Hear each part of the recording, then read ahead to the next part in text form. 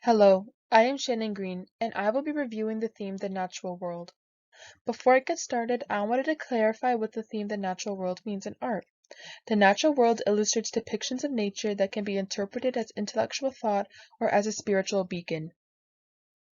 The first piece of art is the Great Hall of Bulls. This was created in 15,000 to 13,000 BCE. It is a rock painting and was made in Lecaux, France. This piece has obvious forms of animals, which includes bulls, horses, cattle, and deer. The outline and characters as shown are very prominent. This piece illustrates the importance of survival.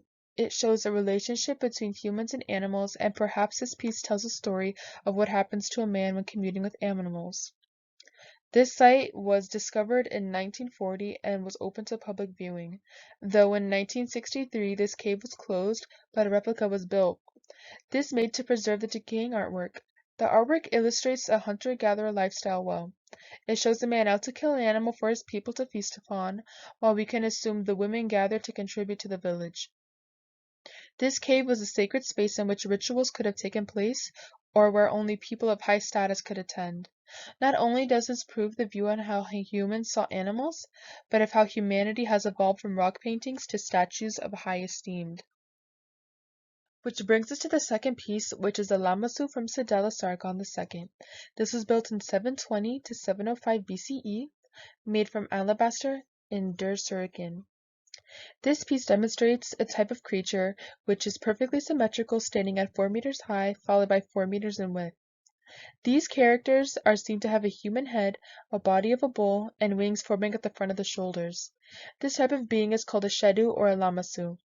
The Shedu are carved from a single block and are located at Dorkay of the palace. The Shedu are guardians of the palace. They protect the people inside as well as keeping out the bad from the outside. The Shedu are symbolic of the king's power through the height and the stature of the beings. The Shedu bear weight from the arch located above them. The Shedu are fearsome and expressive through their stance. From a frontal perspective, they are seen on 2 legs, still and protective. From the side, they are viewed with 4 legs, making the Shedu have 5 legs. The 4 legs on the sides symbolize the movement in which the Shedu do, protecting the people and its palace. During the time this was created, the Assyrians were at war. Mesopotamia was being conquered by several people constantly. Through the struggles, a capital was confirmed and was immediately in construction for the building of its headquarters. To protect the capital from invaders and enemies, the Shedu were built. The next art piece is Fruit and Insects, made in Florence, Italy by Rachel Roush in 1711 and made from oil on wood. This painting is a still life painting in which it has contrasting textures between the fruit and the arrangement behind it. There is a visible dramatic shadows and shading. This painting was commissioned for the Cosimo III and was intended as a sign of friendship and shared wealth status. The scene depicted was also from the famous biblical scene, The Last Supper. The subject of this piece is a composition of fruit and insects. The grapes represent the blood of Christ, the wheat represents the body of Christ, and the animals bring a naturalistic tone to Jesus Christ. Since the Renaissance was at its peak during this time, it allowed Rouge to challenge the social norms, such as adding uncommon subjects and vibrant colors to her palette. Rouge was also known as one of the greatest floral painters of her time due to her unique colors and her specialization in still life. Next artwork is the Oxbow, made in 1836 in Massachusetts by Thomas Cole by oil on canvas. This piece is realistic yet exaggerated from the scenes of the storm compared to the colonized nature. There are 2 differentiating hues from the warm colors to the right to the cool colors on the left. This painting puts humanity's significance into a grand scheme of things. Tiny people and housing is seen on the lower right, however they do not matter in the overall view. There is a clear 4-quadrant look to this. The dividing halves in opposite skies. The dividing halves have 2 different scenes of nature. On the right is the westernized version, where expansion and colonization is visible, which is opposite to the left, which is God's nature, untouched by man, and is wild and untamed. The Hudson River is a famous landmark which makes its debut in the artist's work, which leads up to the Cole finding the Hudson River School. Cole was bold for inserting himself in God's half of the scene, for which it was supposed to be a natural aspect of the New World.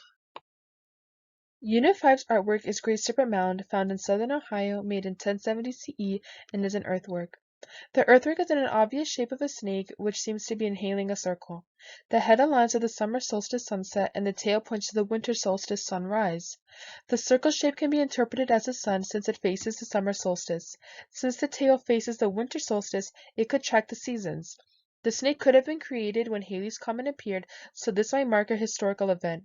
Snakes were also seen to have supernatural powers, so it is inferred that this could be used during spiritual rituals. The next art piece is the Aka elephant mask, made in Cameroon to the 19th and 20th century, and from wood, woven raffia cloth, and beads. The mask represents that of an elephant through the ears and the elongated face. There are also repeating geometric motifs to the mask, and all of the materials used to create such a mask was all from the land.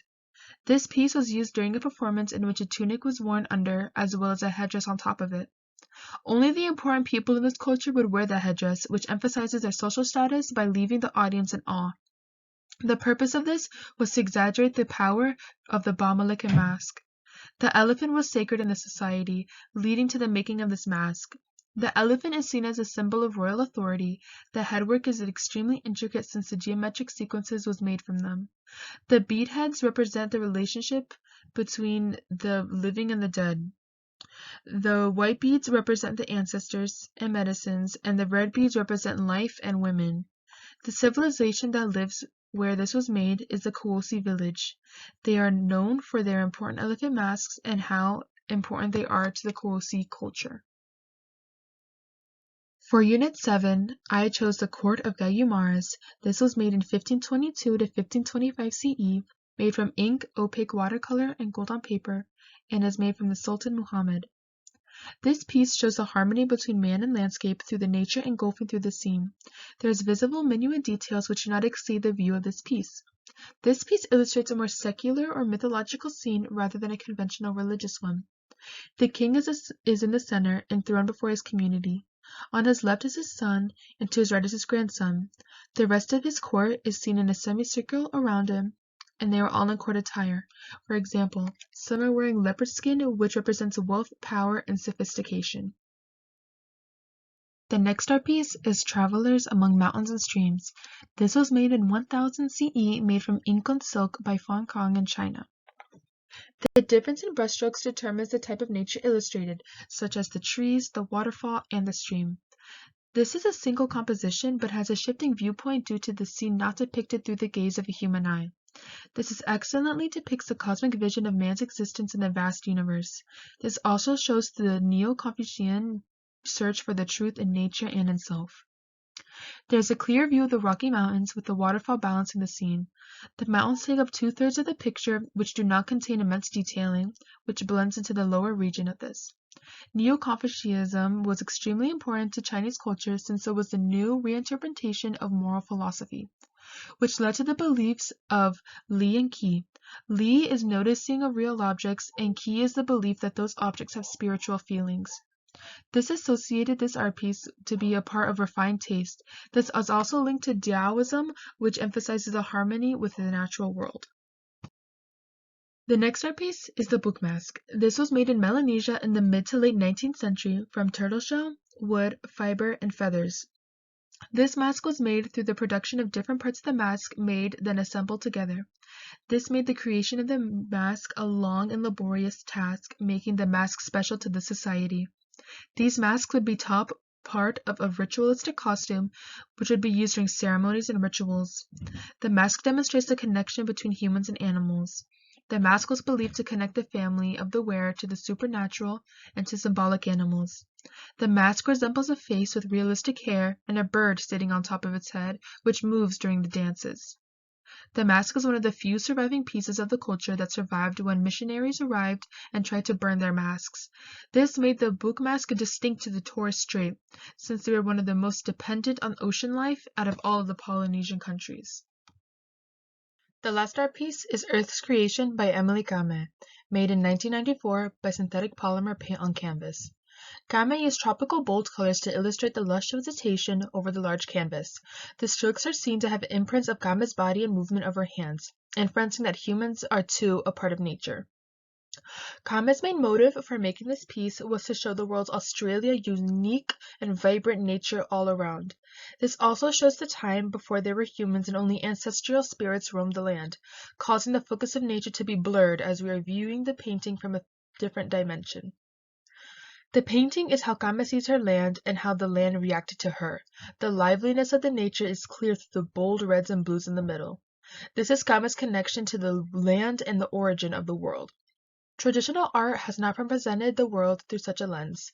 Since the world is blurred and incapable of coherent objectification of the piece, it has received praises, and Kame was the first Australian woman artist to ever sell a painting over $1 million. Kame had no previous training, making her works to be genius and surprising. All the pieces share stories and traditions through their art form. This allows artists to communicate ideals and practices through the art of nature. The different cultures and environments the artist was influenced by determines the illustration of the piece. Some pieces are made as a functional purpose, while others are perspectives found in a specific region and time. The beauty of natural art is the fact that it could be in any art style and in any medium and convey the same message. Overall, I believe that art has an amazing way of communicating through the beauty of nature. Here are my resources listed that I used to complete my research.